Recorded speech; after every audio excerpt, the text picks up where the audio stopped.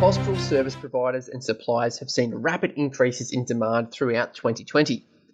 Since August this year, we have 6 small cap companies on the ASX that are up between 30% and 825%.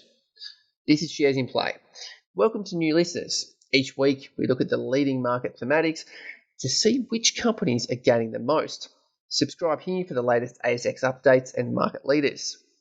Now, healthcare suppliers and services were definitely strong coming into COVID-19. We knew that it had tailwinds of shifting global dynamics, including aging populations, and rising healthcare spending in both emerging and developed markets. Since COVID-19, we've seen the prevalence of chronic diseases and healthcare reform to address future global pandemics. Think government spending here. Now, from the Australian investors' perspective and their exposure to these tailwinds, they're generally underweight healthcare stocks. This is relative to international benchmarks. Now, the local sector is relatively small and it's dominated by the international Goliath CSL. So diversification comes from either global healthcare or small caps on the ASX that generally tend to have greater risk. Now, in terms of long-term returns, the performance of global healthcare has been very attractive. Only the technology sector has performed better since 2008. Now, recently, the mass private and public spending on vaccines, and now we have the UK rolling out their vaccinations, investors turn to logistics, administration, and biological services within the healthcare space. This is all the next tier down of healthcare services that will be swamped with increased demand as the global population lines up for their vaccinations. Here we look at 6 companies on the ASX that have been climbing since their lows in August. We'll drill down in more details on these companies, what they do, and what's pushing them higher at the moment. But first off, their stellar performances over the last 4 months have been exceptionally strong. Rhythm Biosciences, RHY, is up 825%. HSC Technology Group, ticker HSC, 144%. Impedimed, up 101%, ticker IPD. CTE, or Cryosite Limited, up 100%. Cyclopharm Limited, CYC, 79%. And Tali Digital TD1, up 32%. Moving over to zero in on the last fortnight to see how their own recent news and public discussions on vaccinations have impacted share prices, we can see that Rhythm Biosciences is definitely the leader again. That's with a 45% gain over the last fortnight. Now, the company is working in early detection of colorectal cancer. Their technology is based off what was originally developed by the CSIRO. We last looked at RHY a couple of weeks ago with questionable timing on sensitive announcements, well and truly after the company had already rallied most of their 100% gains in a short time. This week, we see they have appointed a global manufacturer, Biochem. This company is based in France with over 40 years of immunology development and manufacturing experience to economically produce large-scale quantities of Colostat. Now, that's definitely helped push the share price along. Number 2, we see Tali Digital Limited up 32% for the fortnight. This company operates in a space where gaming meets medical science. They're specialising in early childhood attention intervention. So this is evidence-based health platform for children with attention and learning difficulties using cognitive neuroscience through games, or games-based digital programs to assess and strengthen attention in early life. We're thinking here medical science-based educational games with children with ADD, ADHD and the like. Now, they've held their AGM in late November, although the release of the AGM presentation seemed to get investors running. This is implying that many investors or analysts didn't attend the AGM, but many more read the announcements. The key aspects were that they have achieved educational partner status with Google. That's being the gateway to millions of teachers and students globally. So what you think here is App Store just for educational purposes. Number 2, the collaboration agreement with Duke Clinical Research Institute. This is to generate clinical evidence of their DTEX credentials.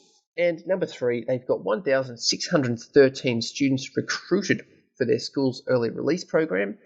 That's 60% more signed up than they expected. And within that, 25% went on to their Tali program. So that's one of the subsequent programs within their offering. And this is supportive for the relevance and demand of their products, or a feedback loop to show that they are relevant and there is demand. It's also along with their recent release of the applications through Apple and Android app stores in India. Now, these milestones support a solid foundation for growth and global expansion at the same time. Then we move over to number 3, which is Impedimed. They're up 31% over the last 2 weeks. Again, they're working in cancer detection and monitoring, namely breast cancer related lymphedema. Now, they announced this week that their BIS-LDEX, so bioimpedance spectroscopy, generates powerful data to maximize patient health. Now, the recent studies have shown that LDEX achieves 81% relative reduction in the rate of chronic lymphedema. That's compared to standard tape measuring testing. This means that patients using LDEX are significantly less likely to develop chronic breast cancer-related lymphedema, or BCRL. This also saw JP Morgan increase their profit target 25% to be up to 20 cents. We then move to HSC Technology Group, ticker HSC, 29% for the fortnight. Now, this is data analysis on how we use our homes to predict medical declines. And what we're thinking here is all the sensors in your phone being applied to your home, but the focus is on keeping you healthy rather than selling or advertising to you, which our phones tend to do.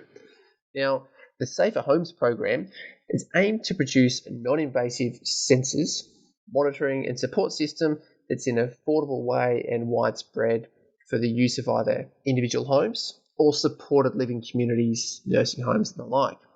Now, the use so far, the sensors capture data including motion, light, temperature, humidity, vibration, and power usage throughout the house. This is all used, putting the data together to build a picture of a person's daily routine and detect deviations that may indicate a decline in health, illness, or possible injury. So they have announced this fortnight that they've signed a 6-year licensing agreement, again with the CSIRO, for their smarter, safer homes technology. And this is an exclusive agreement to cover Australia, New Zealand, and Singapore. And at the same time, they're also working on a patent pending algorithm to work within their Talis platform, putting all this data together. Cryosite number 5, up 28% over the last 2 weeks. This company stores medical supplies such as cord blood and provides clinical trials and biological services and logistics. The company's rather small, so we're looking at a market capitalization here of 16 million, and they've only made 9 announcements since May this year. And most of that is ASX required announcements. However, over that same time, they're up 300%. So you tend to think that the company would be communicating and having a lot of breakthroughs, but it doesn't appear to be the case. When we look through the announcements, we see that this lack of information coming to market normally means there's a reverse IPO underway. That's when the company changes their fate. You might see a mining company turn into a tech company or vice versa. The shells on the ASX are purchased. Or at the same time, what we're seeing here is very little information going out, but there could be an institutional buyer who's got a strong position that they're building into this company. When we come and have a look further through, we see that the chairman's address announced a 22% increase in revenue. That hardly matches up with a 300% increase in the share price, but this is where the critical point comes in with the COVID-19 and the current market movements and thematics. We see speculation here in that some of the COVID-19 vaccines may require CTE's technology or services to facilitate the storage of Pfizer's COVID-19 vaccine that does require very low storage temperatures, minus 70 degrees Celsius. So this can be seen in the share price spike a few days after the Pfizer announcements on 10th November, and 2-3 days later, we saw Cryosite shoot up significantly. So there's speculation that will be used, and as we're talking about services coming through with the COVID-19 vaccine for the months and years ahead, this could be a tailwind for a very small capitalized company and is a leveraged way to play on the Pfizer vaccine. That's moving 3%, 5% on these types of announcements, where the large market international healthcare is creating the vaccines. But here we have possibly Cryosite to ride the tailwinds just within Australia and a small market cap of 16 mil. Finally, we move to Cyclopharm, up 19% for the fortnight. Now, this works with Technigas. So this is lung ventilation's imaging agent. We've heard a lot about ventilators in the year of 2020, and they are a world leader in functional lung ventilation imaging technology. So think of X-rays, but more sophisticated specifically for your lungs. This works by patients inhaling extremely small carbon particles.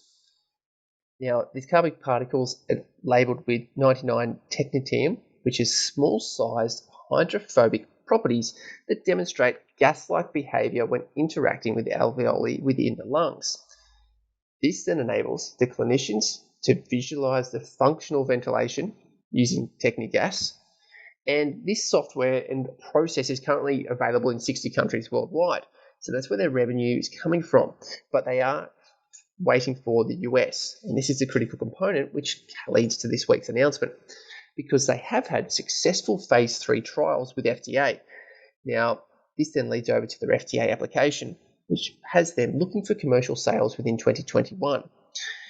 The important part is that half of the world's nuclear medicine developments are there in the US, and also COVID-19 has this particular application for monitoring lungs and ventilators as being favorable to a lot of the existing technologies, because the administration and exposure points is viewed to be superior to the existing operations that are used in the US and other parts of the world that currently haven't taken up this technology.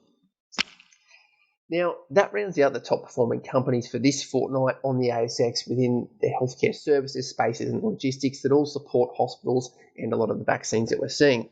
We look forward to bringing you another leading thematic on the ASX next week.